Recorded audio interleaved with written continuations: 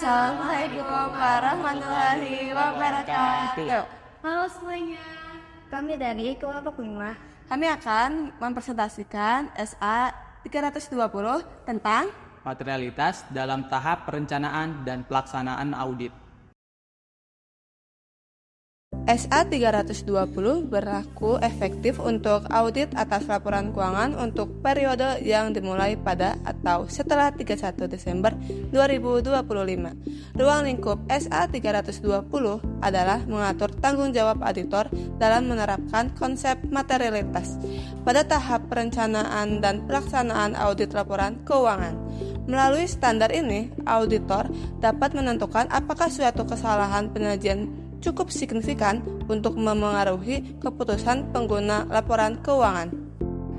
Materialitas adalah besarnya kesalahan penyajian atau penghilangan informasi dalam laporan keuangan yang dapat mempengaruhi keputusan pengguna laporan keuangan. Kesalahan penyajian dapat berupa salah pencatatan, kesalahan klasifikasi, maupun informasi yang tidak diungkapkan. Apabila kesalahan tersebut cukup signifikan sehingga mempengaruhi keputusan pengguna laporan keuangan, maka kesalahan tersebut dianggap material. Tujuan SA 320 adalah membantu auditor menerapkan konsep materialitas secara tepat selama proses audit. Materialitas digunakan auditor untuk menentukan area yang memerlukan perhatian lebih besar. Selain itu, materialitas membantu auditor menentukan sifat, waktu, dan luas prosedur audit yang akan dilakukan. Konsep materialitas digunakan sejak tahap perencanaan audit hingga evaluasi hasil audit dan pemberian opini auditor. Dalam menentukan materialitas, auditor menggunakan pertimbangan profesional. Auditor biasanya mempertimbangkan kebutuhan pengguna laporan keuangan serta kondisi perusahaan yang diaudit. Sebagai dasar penentuan materialitas, auditor dapat menggunakan laba sebelum pajak, total aset, total pendapatan, atau ekuitas perusahaan. Pemilihan dasar tersebut disesuaikan dengan karakteristik perusahaan dan tujuan audit. Selain materialitas untuk laporan keuangan secara keseluruhan, terdapat materialitas pelaksanaan atau performance materiality. Materialitas pelaksanaan ditetapkan lebih rendah daripada materialitas keseluruhan. Tujuannya adalah untuk mengurangi kemungkinan bahwa gabungan kesalahan yang tidak terdeteksi akan melebihi tingkat materialitas yang telah ditetapkan.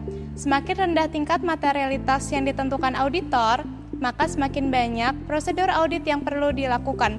Hal ini menunjukkan bahwa materialitas memiliki hubungan yang erat dengan resiko audit. Materialitas yang telah ditetapkan pada awal audit dapat berubah selama proses audit berlangsung. Auditor dapat merevisi materialitas apabila menemukan informasi baru atau terjadi perubahan kondisi perusahaan yang signifikan. Selain itu, auditor wajib mendokumentasikan seluruh pertimbangan yang digunakan dalam menentukan materialitas. Dokumentasi tersebut mencangkup materialitas keseluruhan, materialitas pelaksanaan, serta perubahan materialitas yang terjadi selama audit. Sebagai contoh, sebuah perusahaan memiliki total aset sebesar 100 miliar rupiah. Apabila terdapat kesalahan pencatatan sebesar Rp10.000, kesalahan tersebut kemungkinan tidak material karena tidak mempengaruhi keputusan penggunaan laporan keuangan.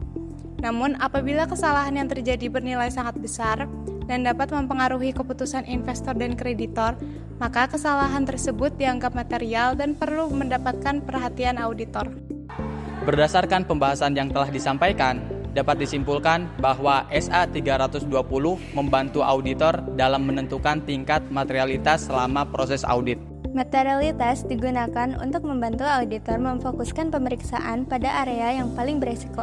Selain itu, auditor juga perlu mempertimbangkan materialitas pelaksanaan dan risiko audit dalam setiap tahap pemeriksaannya. Dengan penerapan materialitas yang tepat, auditor dapat memberikan opini audit yang lebih andal dan berkualitas. Baik, terima kasih atas kesempatannya yang sudah diberikan. Semoga bermanfaat. Wassalamualaikum warahmatullahi wabarakatuh.